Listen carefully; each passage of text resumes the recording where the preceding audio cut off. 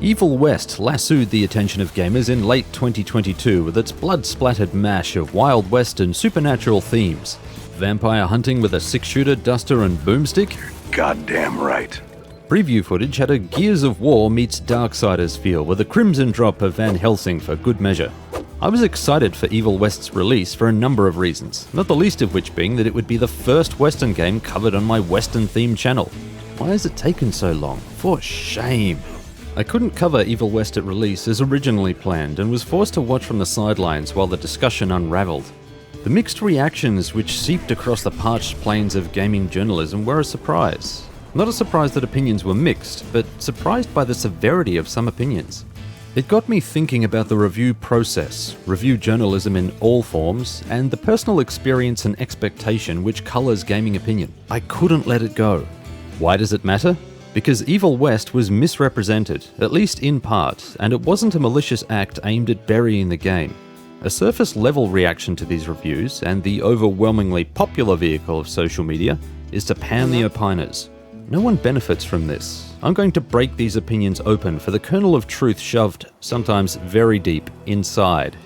This video is an analysis of Evil West's components, the usual Blondie shtick, but interspersed with critical opinion from a range of sources. I'm dissecting the reviews as well as the game to gain deeper insight into why opinions are formed. If you're expecting an angry rant about journalism, then you'll be disappointed. This isn't a smear piece, although you might want to bring some marshmallows because there will be some light roasting. I'm interested in the creative process and seeking ways to better understand this crazy, tumultuous industry that we love. Critics from my sample group will not be named, whether I agree with them or not, because the internet loves manufactured drama. That isn't the intention of this video, and I don't know where people get the energy for that kind of engagement. This isn't high school, let's have a proper discussion. Welcome to the conversation.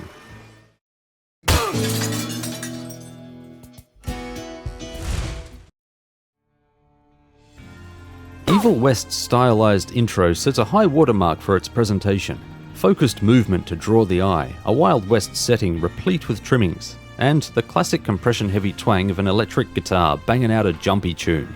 It isn't the visual fidelity which is impressive, it's the cinematography, the eye for a shot, the framing of a scene. The quality of presentation marks all 16 levels of Evil West. Some scenes are crafted to wow the player, to force an immediate and willing end of current task, to soak in the detail of the world. Shots are lit with provocative colour, set pieces impress with detail, and consideration is demonstrated for how players move about the world. Play is highly directed at times, we'll cover that soon, but the result is stunning views which strum the theme like a trail-beaten acoustic guitar. Take this area from the early game. Jesse stops at a stone bridge lined with demonic-etched pillars. The light from the cave ceiling isn't just a reminder that Jesse is far from safety. The opening has the sinister appearance of a fanged maw, hinting at what's to come. How about this Aurora Borealis to highlight the frigid setting? Or this toxic bog which belches noxious fumes? Or a jumbo-sized moon which frames the setting with dire portent? Hell, even this comically sinister beam of light piercing the night air from a thunderbox. That's Aussie slang for a dunny, which is Aussie slang for a toilet. My gameplay notes are filled with a long list of fantastic presentation. Critics almost unanimously agreed. One critic was less than impressed, dating the visuals as last gen and commenting that assets and textures looked awful.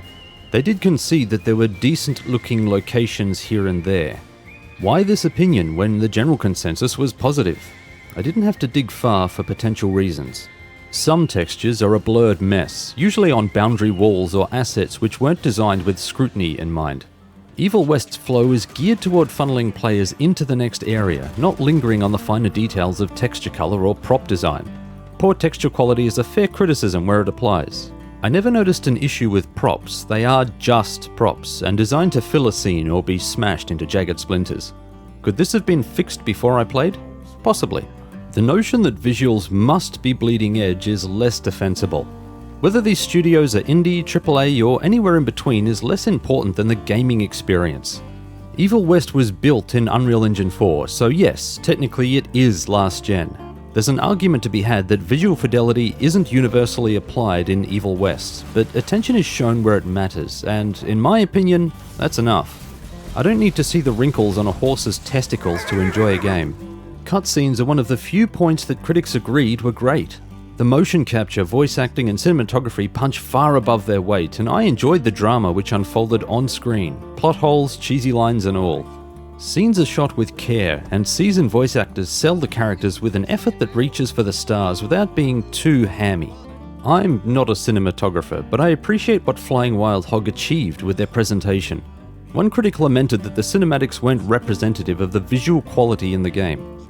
Another critic put it best though: "You'll be excited for each cutscene not because it's deep, but because it's fucking cool." Evil West is shot through with so many tropes and references that it's hard to know what's intentional and what's happy coincidence. The town of Belmontville could be a nod to Castlevania's Belmont family, and this feels apt with Jesse's whip and the vampire hordes, but it could be innocuous wordplay on the numerous towns named Belmont, scattered around the United States. There's a musical hook in an early level which feels at home in an Eastwood spaghetti western. It made me feel at home too, as though I walked into an old friend's house but their furniture was swapped out for new stuff. There are even moments which nod to the shootout showdowns of cowboy cinema. There are other references, such as a level named after the cult classic vampire movie From Dusk Till Dawn. These references break the fourth wall but ease players into the experience with a sense of familiarity, even when the reference is skin deep. Native American mythology and Gullah folklore play a thin role in Evil West's story, applying the barest hint of texture. Parts of it, like a reference to the Genu tribe of North America, are poorly researched. There is no Genu tribe, though there is a mythical creature by the same name which is described as a Wendigo-esque cannibal. The Boohag, on the other hand, is described by the Gullah as a skinless vampire with red muscles and blue veins, and these creatures are captured perfectly in-game. Some reviews criticize these cultural references, which isn't unfounded. Mythology is one of Evil West's weakest themes, and it's a damn shame because there's a lot to draw inspiration from in the mythology. The weakest of Evil West's themes is religion. There's more Holy Ghost in a toaster than in an entire playthrough of Evil West. Jesse receives a device called the Crippling Rod, which resembles a cross, and there is minor religious imagery, but nothing which plays into the desperation of the evil undead slinking across the land. Evil West is content to lean on its post-industrial electric-charged Ed-Punk technology. Ed-Punk stands for Edison Punk. Yeah, I made that up. It's another opportunity gone begging at the pulpit, as it could have set a fiery struggle between Catholicism and the boundless march of rentier industry. Tropey? Yes, but it's still damn compelling. There's natural friction between the two ideals, and the story, which I'll get to later, could benefit from this depth. Sound is an integral component of Evil West and permeates every facet of the game. Environmental noises like wind whistling through trees, the steady patter of rain, and the chorused screech of bats enliven the world. The combat soundscape is a frenzied oral feast with cracks of gunfire, boisterous explosions, and the wet bass-heavy pugilism which claps the combat loop. It's satisfying, distinct, and balanced. Nothing dominates the ear where it shouldn't, and the important stuff stands out precisely when it must. Sound design isn't acknowledged often enough in games. Good sound design works best when it folds seamlessly into an experience, but it should still be noticed and appreciated. One critic also loved the sound design and mixing. Another said that some sounds were great, but others sounded low budget or like they belonged in a different genre. It's hard to analyze the second opinion without examples, none were given. But the only sound which isn't right, in my opinion, is the stinger for enemy weaknesses. It's distinct and prominent, but it doesn't belong to the setting or theme. By contrast, most sounds have thematic relevance, even the event cues. I'll talk about sound cues in the combat section. Evil West's music begins strong and captures the setting with a jumpy, upbeat rhythm. A hint of distortion, the iconic tremolo, a ghostly reverb, and string bends which wail personality. It's unmistakably Western. At times it exudes a cocky swagger, plucky, confident, energetic, like the protagonist. Not the sort of tunes that make a playlist, but good enough to keep the head bobbing as Jesse jogs down a dusty road or introduces an enemy to its spine. Sometimes, darker themes take hold. They set the mood and aren't unwelcome, but they abandon the Wild West setting. I had to remind myself during these areas that I was in the Wild West. Blood West, currently in development by Hyperstrange, weds the gothic with the gunslinger well, resulting in tracks that I love to hear no matter how many times they repeat. Evil West shoots for the classic Western theme, and I'm here for it, but pour more West into my evil, please. Critics enjoyed the music, with one stating that some tracks seemed larger than the setting at times. The themes do get epic in places to make the conflict feel grander. That's the power of good music. Evil West's enemies are a divisive topic among critics. On one side, the enemy design is praised as diverse and interesting. Back toward the middle, enemy design isn't bad, but it's a bit on the nose. And a step further, the lack of enemy variety grows dull toward the end. A quandary, dear viewer. Which of these statements do you believe if you're spending your hard-earned dollary dues? How do critics arrive at their opinions? Yes, we're digging through it in this video, but it's worth asking of any review. Can an opinion about one aspect of a game taint the rest of the review? How much of an opinion is objective observation? How much is an emotional engagement with the art? And how much is rooted in personal beliefs? You learn a lot about a review score from careful analysis, and you learn a lot about a critic from a review score. If you're expecting my recommendation of reviewers, I have none. I won't tell you what you should like. I'm advocating the question. The answer is up to you. Let's return to Evil West's enemies. Visually, they're gruesome and disgusting, more abominations than supernatural creatures. Oddities protrude from awkward places, sores ooze disgusting liquid, and enemies are distinct, which makes their visage easy to identify in the clamour of combat. And god damn does Evil West love spiders. They're smeared across whole areas like a sickening amorphic texture. I wish I were exaggerating. I apologise to viewers with arachnophobia, they ain't my favourite critter either. They're clearly not Aussie spiders, which are big enough to eat the tray top off a ute. I'll talk more about enemies in the upcoming combat section. Hey, it's okay. The spiders are gone now.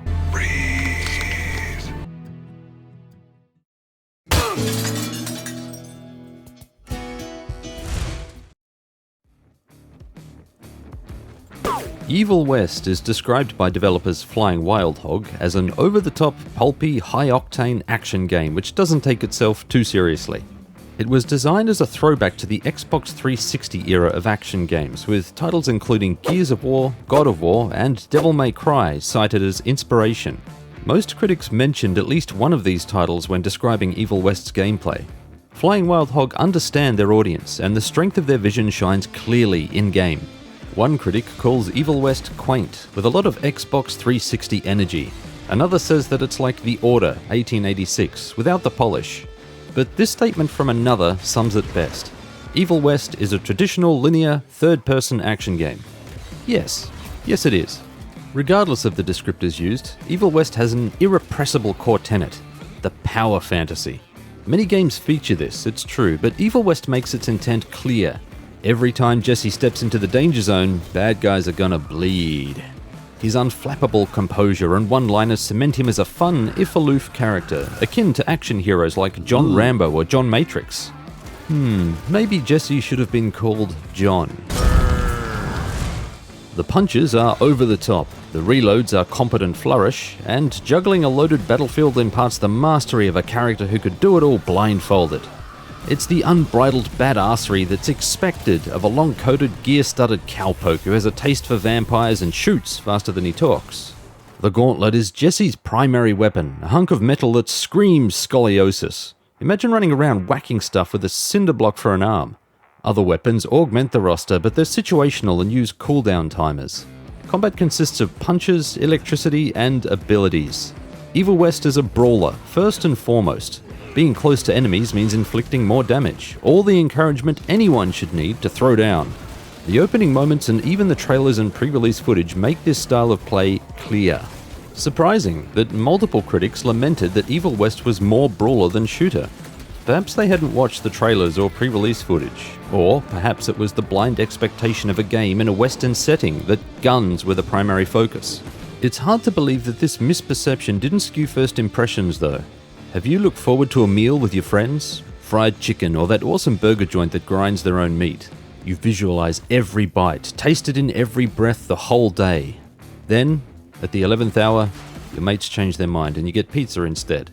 It doesn't matter how damn good that pizza is, it's never as good as what you originally planned. Some critics got pizza when they expected something else.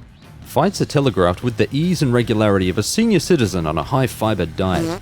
Combat happens in large open areas which scream fight arena. They stand out, and not in a good way. There's nothing interesting about these artificial spaces, no way to engage with them beyond the nightmares which boil from the darkness when you enter. Occasional interactive props do little to assuage this feeling. Arenas are a stage for the bloodletting and nothing more. Some critics expressed similar sentiments about the combat arenas. Once Jesse enters an arena though, oh boy, combat is frenetic. Small enemies swarm Jesse, buying time for the large ones to close the distance or line up a powerful attack. The dervish of flesh, blood and viscera become a thrilling dance to step to. Flying Wild Hog are particularly proud of their destructible enemy models, akin to Doom Eternal's destructible demons. Flesh is flayed away with every thwack of the fist and deluge of bullets, and it's not uncommon to face beasts that, one shotgun blast ago, still had both arms. It's a visual layer of satisfaction to the damage meted out, and an added incentive to shove your engine-sized fist through enemies. Some enemies reveal a weak spot. These moments are an opportunity to strike for big damage and cause a stagger animation. Weak spots are fundamental to combat, and their introduction runs parallel to the unlock of the Rentier rifle, a lever-action repeating rifle which anyone familiar with a Wild West setting will recognize. The Rentier rifle is used for weaknesses. It can be used as a standalone ability, but its main use is to shoot weak spots. This requirement is reinforced throughout the game. One critic said that weak spots encourage you to engage with all mechanics. This is blatantly untrue because it implies that all weapons and abilities can damage weak spots. They can't. The Rentier rifle is used specifically for this purpose, to the exclusion of every other weapon and ability. The statement could be a poor choice of words, and I'll give the benefit of the doubt, but it isn't an accurate commentary on the game. Another critic wasn't enamored with enemies who telegraph their attacks. Before I dissect this comment, my opinion straight off the bat. There would be a tsunami of complaints if enemies didn't telegraph their attacks. This is an action brawler with overwhelming enemy numbers. Let's dig deeper. What is a telegraphed attack? Enemy weak spots? They do telegraph attacks, but they serve a clear purpose in the flow of combat. Does it mean the target icon and audio stinger of a weak spot? Perhaps it means the visual indicators when an enemy is about to do a parryable or unblockable attack. It could mean the enemy animations, which indicate an impending attack. Maybe it's all of the above. The critic didn't like the flashing chains either, so I'll assume that flashing enemies were the bugbear. However, fights get chaotic quickly, and I don't want to imagine an Evil West that doesn't give me cues in the thick of it, especially in low-light arenas. This comment is born from a perspective of deep immersion, but immersion isn't part of the design philosophy of Evil Wests, and this criticism feels misplaced. The upgrade and perk system shove new abilities at the player regularly throughout the game. Weapon upgrades are purchased any time with the bucks collected from each level. Upgrades refine and even alter the function of weapons and abilities. There's satisfaction to upgrading an ability like Dynamite from a single stick to sticky bombs to triple sticky bombs to an electric whirlwind. Bucks are easy to find, and players will unlock a broad range of upgrades before the credits roll, allowing them to experience much of what Evil West offers. The perk system unlocks new actions which augment Jesse's moves, such as causing enemies to explode when launched by the Cannonball Punch. Playstyles are customized by perks, and they let you lean into the style of combat you enjoy. Decisions are tough, especially early in the game when perks unlock powerful moves. The steady trickle of unlocks over the game accentuate the power curve as Jesse's indomitable status grows. The majority of critics like the upgrade and perk systems, but there are outliers. One criticism is that the XP system feels redundant due to players having to kill all enemies to progress. If XP earned is consistent every time, why not award the players perk points at key moments instead? This is an interesting observation. I dug up an article from gamerjournalist.com which states that XP is also earned by parrying attacks and shooting weak spots. Would this make a meaningful difference over an entire playthrough? I don't know, but the XP observation is a good one. One critic lamented that weapon upgrades don't change the weapon function in a fundamental way. I have two thoughts. First, there are weapons whose function does fundamentally change, including the aforementioned Dynamite. That isn't the core issue though. My second thought, the pertinent one, is the expectation that each upgrade must be a partial or full transformation of the base action. I'm not championing all ability upgrades in Evil West. Some are lackluster, but they often alter abilities or play, and that's enough in my opinion. Why does an upgrade need to redefine a base ability? Answer, it doesn't. It's an upgrade, not a transformation. Combat is good with occasional spikes of incredible. Arenas are a pressure cooker, and moment-to-moment play shifts with each attack, roll, and reposition. Positioning is important to take advantage of environmental destructibles and to avoid the onslaught of enemy attacks. Sound design is a fist of aces during a fight. A fresh wave of enemies is announced by the sonorous toll of a bell, and the end of combat is reported with a bullet ricochet. Gotta say, I love that bullet ricochet sound, it's fantastic. Enemies are distinct and alter combat in different ways. Learning how to punitively pummel the ever-loving crap out of them is its own puzzle, but throwing them into the chaos of group combat forces a re-evaluation of the pecking order. Most non-fodder enemies have a special intro fight when Jesse meets them for the first time. These encounters are designed to get players familiar with new enemy attacks so that they can fold that experience into future battles. You see, most enemies introduced this way, occasionally dressed as mini-boss battles, become combat staples for the rest of the game. This annoys some critics who don't like what they call recycled enemies. This criticism is fairly subjective, but I think it's a great way to introduce new enemies. Plenty of modern games still use this technique, like Pumpkinhead from Elden Ring. However some feel about mini-boss enemies returning as regular enemies, there is validity to this criticism, but it isn't the underlying issue, and I'll explain why shortly. I had the same combat ups and downs as many critics. When fights fire on all cylinders, they're a thunderous rush of adrenaline. These moments are reminiscent of the heart-stopping highs in Doom Eternal, where player skill and character ability fuse into an untouchable force of destruction. That feeling of blazing through battle in a perpetual vortex of viscera, it's distinct and notable, and there's no other feeling like it in gaming. When Evil West fails to meet this high, combat feels repetitive. The premise of perks and upgrades is to craft a playstyle, the implication being that all playstyles are valid. They are, to some degree, but not with the freedom which is implied by these systems. You can't spam weapons because they have cooldowns. Melee works in some situations, but not all. Rather, perks and abilities are a bingo card which slowly fills as you play. The closer you get to a full card, the closer Jesse is to reaching his fullest vampire vaping potential.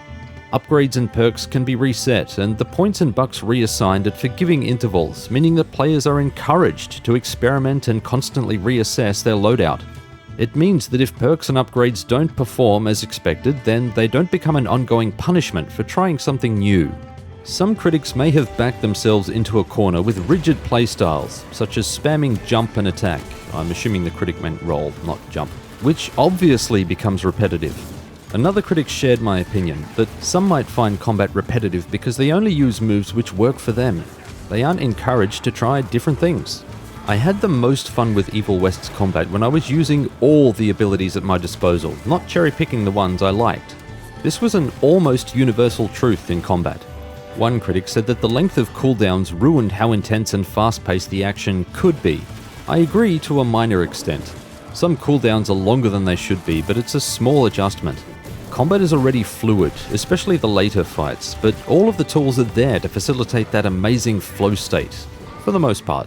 Many critics were hooked by the combat and spoke nothing but praise. Others had a difficult time engaging with all the options. I'm not implying that those who didn't enjoy combat weren't using all the options. Some might find the combat stale. I hate grinding in MMOs. The reward is rarely commensurate for the time invested, in my opinion, and I'd rather watch my lawn grow. For many, however, grinding is a highlight of the experience, and that's fine. People have a different tolerance for the same activities.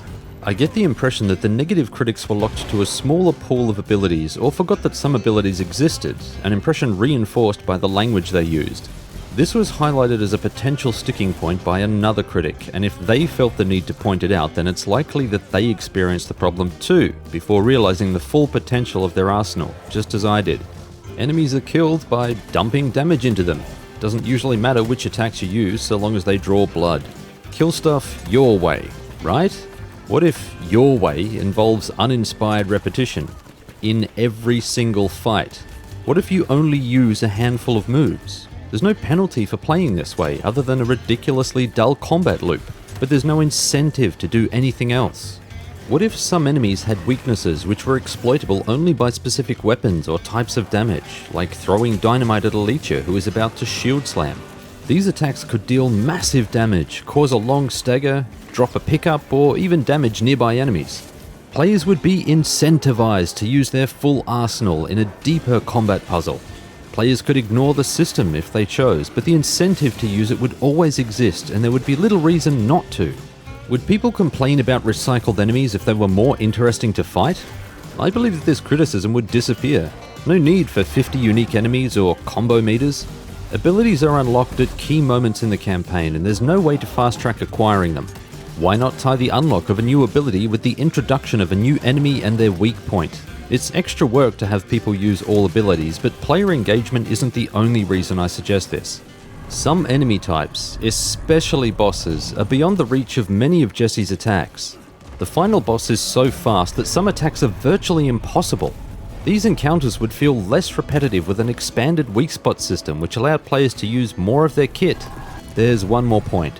One critic said, "There are so many abilities by late game that combat feels like an ability dump, then reverting to basic attacks while the cooldowns expire." I agree. Most abilities lack specific purpose in combat. An expanded weak point system gives tactical value to holding an ability for the right moment. Players could still ability dump, but there's an incentive to be precise. This also alleviates issues like a lack of fodder enemies during a boss fight to farm resources. Building on ability dumps, another critic commented that the volume of mechanics is overwhelming, and that there are a few more abilities than necessary. I agree with this too. I found it impossible to remember every ability and perk during intense fights, so I never used the ones I couldn't recall. Upgrades and perks would benefit from a small cull and refocus. The crossbow and Rentier rifle also fill the same role as the weak spot hole punch. Retaining both is superfluous. We've explored combat, let's explore exploration? How can you explore This will be a short section because there isn't much to define the gaps between combat. Flying Wild Hog aren't joking when they say that Evil West is a focused linear experience. The space outside of combat embodies this philosophy too well. It's little more than a pretty funnel to squirt players into the next fight. There are beautiful sights, cool set pieces, collectibles, lore, light puzzles, and semi-interactive transitions, but most occupy the attention for little more than a flash. Tell a lie, there was one puzzle which forced me to think. That was fun, but I was never challenged during these sections. One critic, who held a positive opinion of Evil West, said that these sections felt like you were on autopilot, and they're right. Levels are carved into segments, and the player is often only allowed to interact with stuff inside their segment. For example, trying to shoot enemies across a waist-high segment barrier often causes a glamour effect. No damage done, and enemies won't even react to your presence. They can't be harmed until you cross that threshold and tell the game that you're ready for a monster mash. Players learn that glamours are erected by powerful vampires, so why does the glamour suddenly disappear when Jesse enters an arena? They must have patched the glamour effect in post-launch because the review footage that I saw showed no glamour effect. I understand why some critics find this vexing, and I do agree. It's a small detail, but it could be disguised better. Some environmental design is nonsensically restrictive. This area is inaccessible and you must locate a switch to gain entry. After flipping the switch, instead of hiking or busting through this nothing barrier, you're expected to go all the way back to enter. I don't mind that it prevents access, but replace the boxes that a toddler could tumble over with large crates or equipment, something which makes more thematic sense for Jesse to be unable to pass. Collectibles like bucks are so liberally placed that Jesse could stumble blind drunk through any given level and accidentally trample most of them. There are a few areas which I'd call bona fide secrets, and Flying Wild Hog could have worked harder to give collectors stuff to sleuth for. One critic shared my opinion. Exploration is the weakest component of Evil West's gameplay loop, but it's not without moments. More care and attention could have given players more to look forward to outside combat while maintaining a linear focus. It would have also improved the shelf life by adding replay incentive. This is a collection of thoughts and observations that don't fit elsewhere. Minor points, but worth mentioning. Some critics didn't like the flashing chains which indicate where to go. The effect was heavy-handed. A less aggressive contrast would have still been effective. No critic from my sample group complained about this next point, but I was annoyed at being unable to backtrack. It's not always obvious whether a path leads to treasure or the next combat arena. As mentioned earlier, levels are carved into segments, and once you cross the threshold from one segment to another, it's usually impossible to go back. If you leave a tunnel unexplored and really want to know where it goes, you face a level restart to find out. I got used to figuring out where transition points were, but man, it was frustrating. There's an enduring sheen on Jesse's character model, notable in dark places because it looks weird. I originally thought that this was a lighting issue, then wondered if it was intentional so that players could see Jesse in darkness. It was distracting at first, but I got used to it. Your tolerance will vary, but some critics were quick to point it out. Virgil tags along for a few missions. Jesse always leaves him behind to scout a way forward. In some cases, Jesse travels a huge distance quickly, only to find Virgil waiting for him at the end. Virgil's sudden appearance at the finish line is so jarring that I wondered if the narrative was trying to foreshadow his reveal as a vampire. Oh, sweet irony. This might seem like nitpicking, but I genuinely wondered if the narrative was telling me something. This example touches on an interesting point for why foreshadowing and storytelling cues might be overlooked in video games, and why stories in games might be brushed aside. That's a discussion for another video though. Some critics cite bugs in their review, but I played over 3 months after release. The only bug I hit was getting stuck on this chest. I'm not downplaying the bugs at release, but I can't speak to them. And honestly, if a game is 3 months in and mostly bug-free, then it's doing pretty well. One prominent website called Evil West repetitive, predictable, and unoriginal, which, when it comes to producing work, is the pot calling the kettle black. Another critic said that it should have been 3 hours shorter. Another said that a AAA price tag is high given the limited content, and I agree with that point. Finally, another said that Evil West would leave no cultural footprint because it wasn't trying to. These weren't the closing remarks of the critic, but they close well for this section of the video. The spectrum of critique has been interesting to dissect. They all had valid points, but less than half of the critics from the sample group got what Evil West was about and were willing to play on those terms.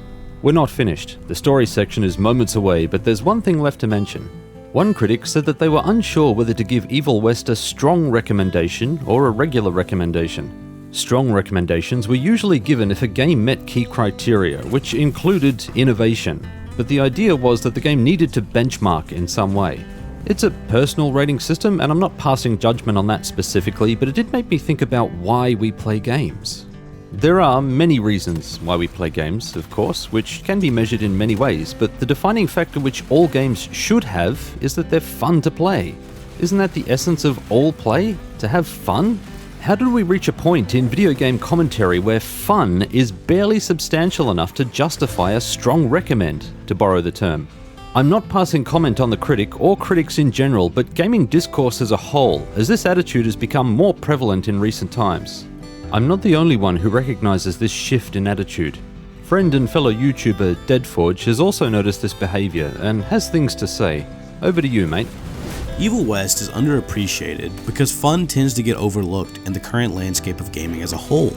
Games like Evil West that are purely about having fun in a badass video game aren't as appealing to most people these days like they used to be. And of course, like every other style of game, they have their moments of fame from time to time, like the most recent Hi-Fi Rush, which is a pretty linear, old-school game, not too far removed from Evil West in some of its inspirations, with a huge success among players and critics, more so than Evil West. The major difference being that most don't want to fork over full price for something like those games, but they will try it with their Game Pass membership in the case of Hi-Fi Rush, for no extra cost. In years past and generations past, fun was always the focus, but today we want something that will teach us something or have us reflect on ourselves on a deeper level and elevate our experience.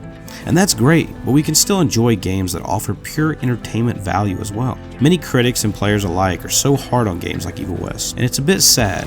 These games are still an absolute blast with lots of potential, typically made by smaller developers. And they're some of the most refreshing games in the industry today, in my opinion. They try to be as fun as possible and offer up an experience of pure badassery, which is more than okay in my book. Evil West is a little underrated because it had a bit of an unfair criticism for doing things other games did, but in ways I'd say are a bit tighter, but not as fleshed out. I think its reception was also affected by misleading info circling about it, especially people calling it a third-person shooter, which couldn't be further from the truth. All in all, it's a fun game that more people need to experience and give a chance, because I think if you just let it in, you'll find that you won't be able to let it go. Well said, Deadforge. There's a link to his channel in the description. Go and show your support. The word innovation feels like a mandatory buzzword in all gaming conversation now, and to speak ill of it or to neglect it is nothing short of heresy. I hate this, and I feel that many gamers have lost sight of the reason that they were drawn to gaming. You can cite a laundry list of reasons for enjoying video games, but they all distill to the same key factor: fun. I like fun games. I want to play fun games. I want to be recommended fun games. That's enough. It always has been. Great storytelling or innovation are the occasional cherry on top. They're an exception, not the rule.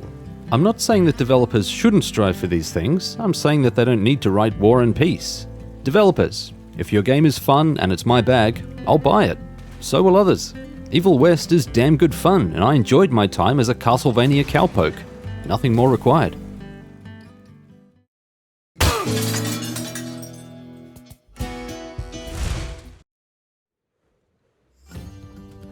Evil West's story has been pummeled by critics, brushed aside as dumb, awful, basic, simple, silly, and a gaggle of unflattering adjectives. Only 2 critics from the sample group acknowledged the earnest attempt by the writers to put something credible on paper. One of those critics had the harshest opinions, but their insight was surprising and welcome. I get it, right? A guy with a Sturby pole for an arm probably isn't a character to take seriously, but the story has been done a disservice. I'll be clear, I like the story. Taken as a whole, it's a good time, and that's all I expected from Evil West. I mention this because, as you know if you've watched my other videos, story and characters are things I enjoy pulling apart for close examination, and I don't hold back. I sound like a kid stabbing an ant with a pin, don't I? I wasn't that kid, I swear! Evil West's story is a classic overcoming the monster action drama with a serious tone and some contrivance to push things along. Some events lend context to the contrivances, but I'll explain why they're largely immaterial as I cross them. Recall Flying Wild Hog's vision for Evil West. Over the top, pulpy, high octane, doesn't take itself too seriously. This statement becomes important as I dissect the story and characters. It should also go without saying that this section is spoiler heavy. Skip to the conclusion if you want to experience the story for yourself. The adventure begins at a breathy pace, with protagonist Jesse and his mentor Edgar derailing a train in spectacular fashion. The writers chose an interesting point to jump into the story, and that's a tick of approval. Macho banter quickly reveals Jesse and Edgar's personalities, and I feel as though I know them within a handful of exchanges. Another tick. The inciting incident arrives shortly after in the form of a vampire named Peter DeBarno. Peter is portrayed in this cutscene as thoughtful, intelligent, and worried about the future of the Sanguisuge, the name for vampires in Evil West. He's an antagonist with goals and a sinister reputation which can carry the approaching conflict. Instead of leveraging Peter's menace, the writers fling Jesse into an early showdown with him, which is awesome. They display Jesse's dominance instead of allowing Peter to grow as a threat. During this fight, I kept thinking that they'd pull the pin and let Peter slip away, or that Jesse would be humbled and forced to rebuild his ego. Neither happens. Jesse triumphs and takes Peter's head as a trophy. I groaned as I realized what this meant for the protagonist role. Not because I hate the new villain, Felicity, but because she's got zero credibility. It was clear that Felicity would retaliate against her master's death, but it feels as though the writers attempted sleight of hand to make it seem otherwise.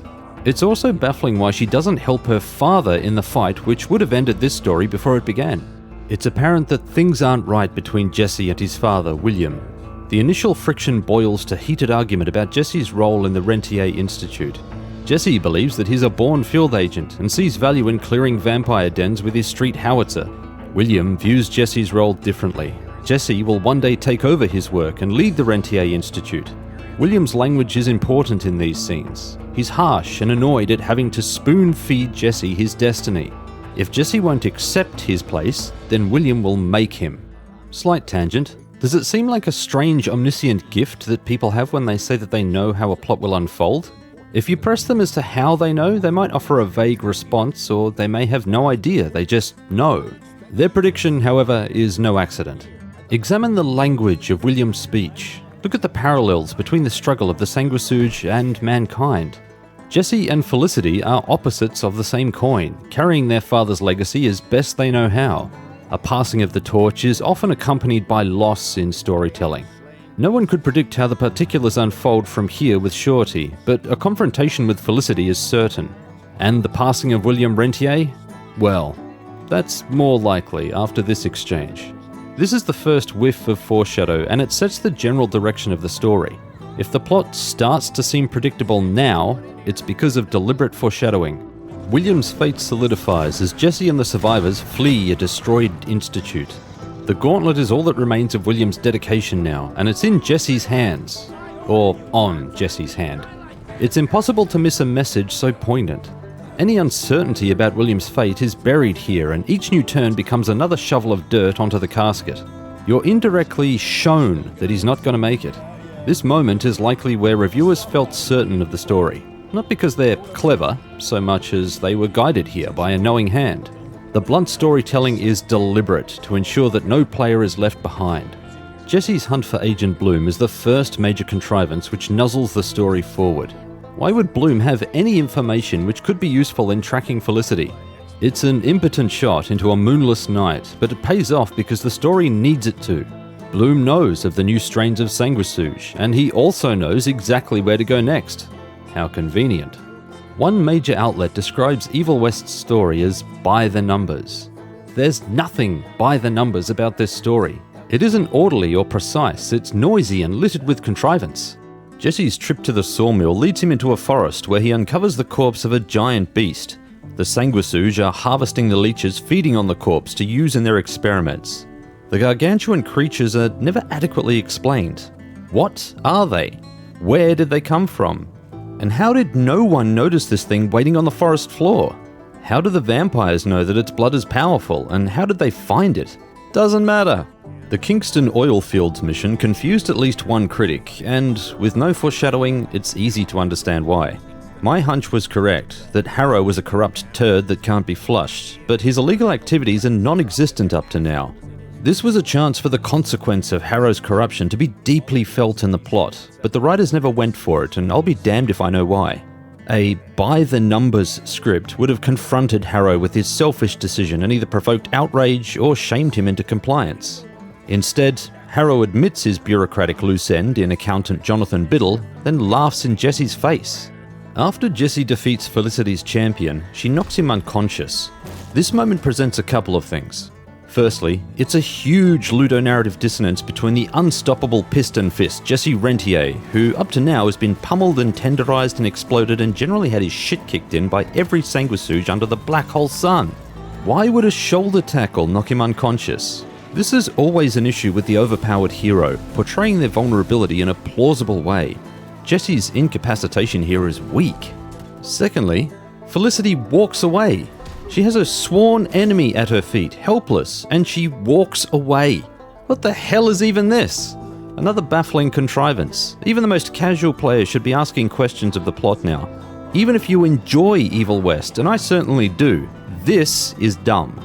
There's no time to dwell on it because another contrivance is moments away. After Jesse's boo-boo, he's rescued by one Reverend Stravinsky, a man with more gravitas than he deserves for a cameo appearance. That ain't the best bit.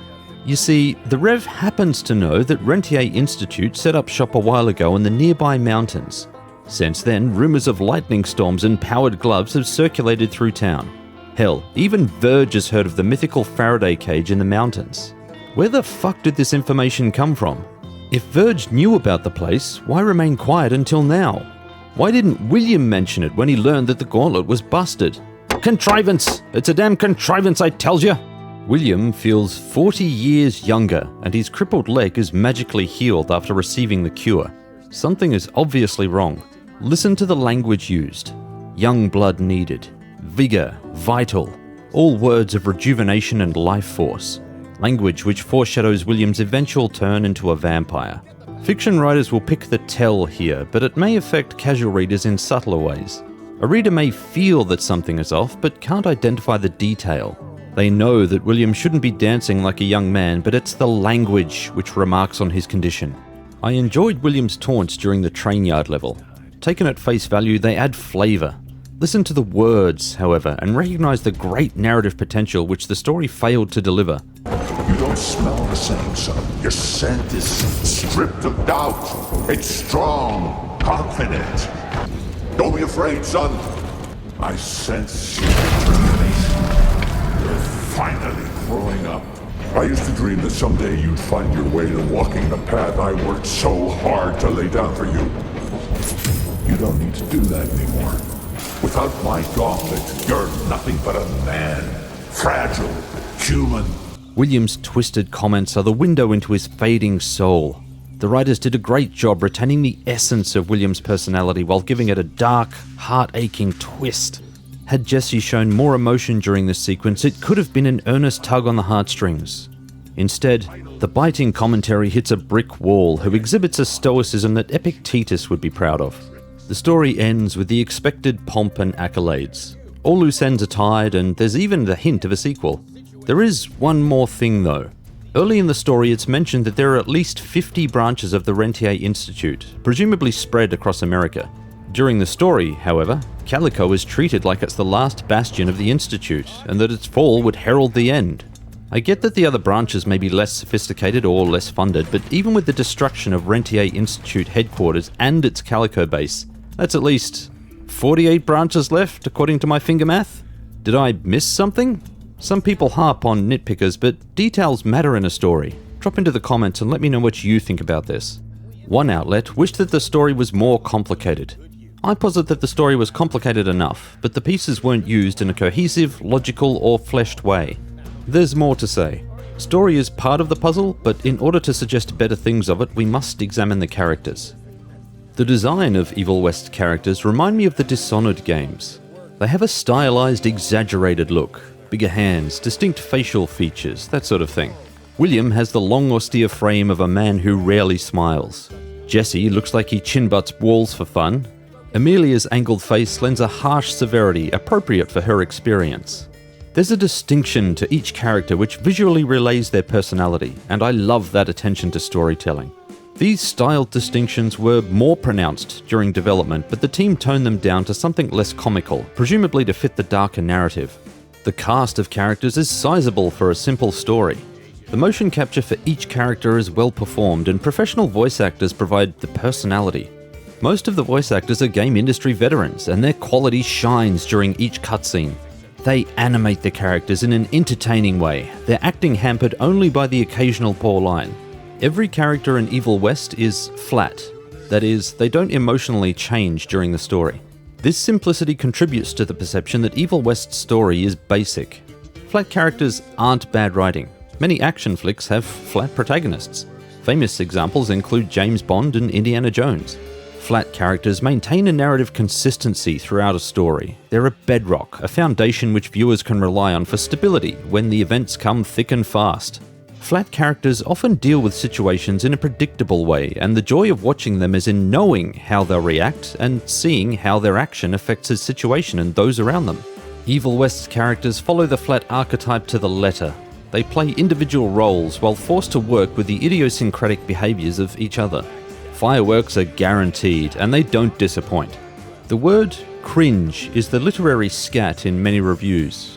There are questionable lines, but the generalization that the whole production is cringe is a disservice to the voice talent who brought these characters to life. Speaking of characters, let's meet them. Jesse is the square-jawed, crook-nosed field agent, one of the Institute's best. He didn't coast through the ranks on his father's coattails. Jesse toiled and bled and proved his worth, and the other agents respect him for it. He's skilled and competent, but still learning, a good protagonist for an action game. Jesse is brusque, comically so sometimes, takes no crap, and is dogged in his pursuit of the sanguisuge. One typically gruff outlet calls Jesse a typically gruff protagonist, with very few emotions beyond mild indifference. Both statements are true, but the bias and inherent disdain for the character are evident in the loaded language of this article. I appreciate when reviewers put these statements into their article early. It saves time. Another critic was less combative, saying that there wasn't enough to Jesse's character, and I agree. We'll get to that shortly. Jesse's mother died when he was young. William, being the strict and clueless father, forced Jesse into training for the Institute. Jesse was groomed to follow in William's footsteps, a reality which slowly catches up with him. Jesse's emotional distance from William has maintained the rift with his old man. They have different visions of Jesse's future, and William won't accept less than his expectation.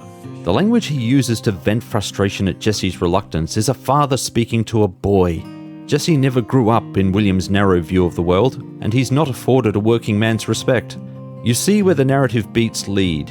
This is why Jesse worked to prove himself, why he became the Institute wrecking ball. The thought is voiced during the train yard level. I sense your determination.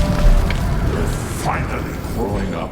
It's an odd line though, because determination was never something that Jesse lacked. The writers pushed Jesse in this direction, but it's never chased into a transformative complexity of his character. This was an opportunity to inject personality into the protagonist, to give his plight a richer context to events. It wouldn't take much. Some well-written vulnerability or reflection at key moments is enough.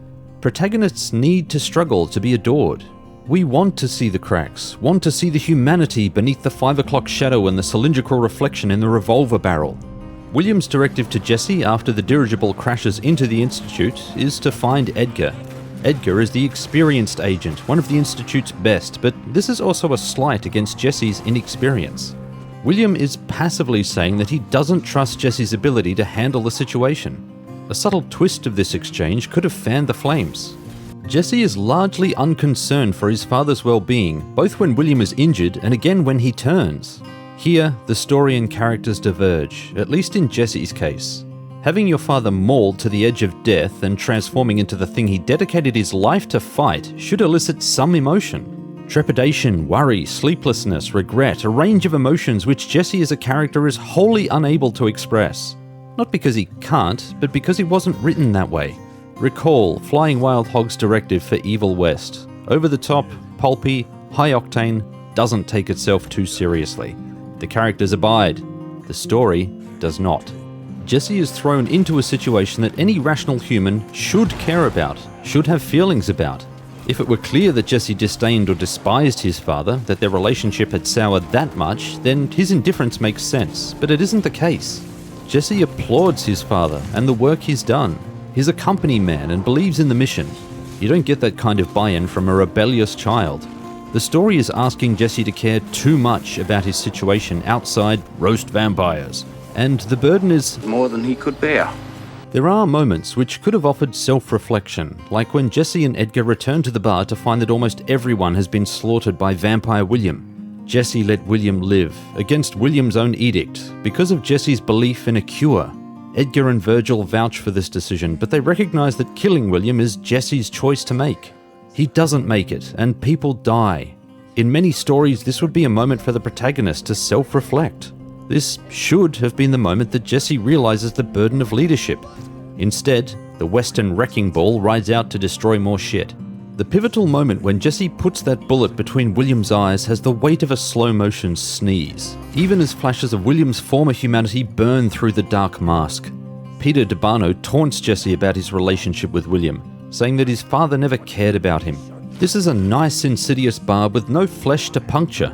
Again, Jesse is asked to care too much about a situation that his character wasn't written for. It should matter. He should care. There's an awful truth to that nasty comment. Jesse does rage and bluster in the scene, but it's false anger because he's already reacted with nonchalance to similar trials. The icing on the cake, the thing which should have made the player care as much as Jesse, are William's notes scattered throughout the train yard level. William knew that he was turning. He scratches out his regret as a distant but loving father and implores that Jesse rise above him to be the man he couldn't be. I found these notes touching, even when I knew Jesse wouldn't comment on them. It's a shame that these characters and their personal friction weren't fully realized. Flying Wild Hog knit together the bones of something special, something worth caring about, but they didn't flesh it out. Edgar is the most authentic character in the story. By that, I mean his character is fleshed out, acts and reacts in believable ways, and has enough nuance to be likable. Edgar is the other piece of the story puzzle. His partnership with Jesse is more surrogate father than mentor, and you can probably see where I'll go with this. Edgar should have been the emotional loss, not William. Losing Edgar to the vampires has deeper personal meaning than a distant and combative father figure. And I hate to say that because I enjoyed Edgar. He has some cheesy dialogue, but his insight was always welcome on screen. His sensitivity acts as a foil to Jesse's unrelenting machismo. In order for loss to have impact, it must have meaning. Edgar means more to Jesse than William. Imagine the trials and moral flexibility which Jesse could be forced to endure to save Edgar. If Jesse had expressed as much care as Edgar had, we might have the nuanced story which some critics pined for. Felicity is an odd choice of antagonist. Peter DeBano has early credibility, and I was ready to stand against him and his diabolical plans. Peter's defeat and Felicity's pivot into antagonist is discombobulating. She has little drive beyond a thirst for destruction, unlike Peter, which turns her into the villainous caricature we've seen a million times before. The creepy child is also a trope which turned cliché years ago. Felicity is Peter's inferior in almost every way and rarely feels like a worthy antagonist for Jesse. Her final form boss fight was the most tedious combat in the game, feeling wholly contrived around a bloated health bar, and Nuda's many abilities and weapon upgrades thanks to her ridiculous speed. Some attacks are unavoidable if you're in the wrong place or doing an animation at the wrong time. Her backstory doesn't weave tragedy through the events, and the serious tone of it all is too much for the pulpy characters to handle. There are ways to cradle this character with a delicate touch, but it was always easier to cast Peter as the antagonist and let his experiments drive the story. Harrow is a prominent character throughout the story. His sandpaper rub on the Institute is welcome, but it's ham-fisted with a white-knuckled grip full of mozzarella. His overbearing personality is more ham than menace, though his voice talent does an amazing job of trying to ground the writing. Menace would have been a better fit for the serious narrative. Amelia is well realized for a supporting character. She suffers the same one-dimensional personality as the others, but she's believable, relatable, and ultimately likable. I wanted to see her chew someone's head off after years of holding her tongue, and she didn't disappoint. I would also have been happy if she pistol-whipped Harrow's malformed nose, but I'll take what I got. Her blind fire on the vampire in the final level is too much though. Virgil is supposed to grow on you, and he does by being present in some levels, but that's all he amounts to, a presence. He grows on Jesse, slowly thawing the icy indifference which Jesse harbors when they first meet. Virgil's knowledge and attention to detail reminded me of one of my own friends, and this endeared him to me more, but not enough for his death to have emotional impact. Virg dies off-screen while Jesse tracks Edgar. What point does his death serve? Jesse hasn't formed a bond strong enough for Virg's death to be significant to him, a mammoth task for someone as closed as Jesse. Virg's death has no narrative purpose, nor does it steer the plot in a new direction. Wasteful. Game of Thrones has much to answer for, systematically eliminating its seasons-large cast for shock value. I reached a point around Season 5 where I felt completely detached, even from characters I used to enjoy watching. It was easy to figure out why. All the senseless deaths devalued the emotional currency I felt for the remaining characters, and they were now practically worthless. When people realize that characters can and will die for no apparent reason, they'll stop caring about the characters they like. Detachment is the kiss of death for fiction. I'm not saying that I didn't care about Virg, but the implied connection wasn't strong enough for his death to have meaning. Agent Bloom was a character too far. The story places far too much narrative emphasis on him for the minuscule role that he plays. How much airtime a character receives is supposed to reflect their importance to the plot and to other characters. Jesse's first interaction with Bloom is a contrivance to push the plot forward, so, strictly speaking, Bloom isn't necessary. He adds nothing to the story or gameplay after that. Why Bloom survived and Virgil didn't is a mystery to me. Evil West's characters are shorthand for traits and archetypes, and they rarely overstep those boundaries. While they lack depth, they're an entertaining bunch and they grew on me. Their predictability means that you know exactly where the friction will be, and the fun is in anticipating when the interpersonal struggles will boil over. The discord between the story and characters makes for a confusing message, but Evil West never needed to be more than simple fun, and it achieves this. That's why it's easy to overlook the story hiccups and accept what it's selling. Those high-quality cutscenes make it all worthwhile.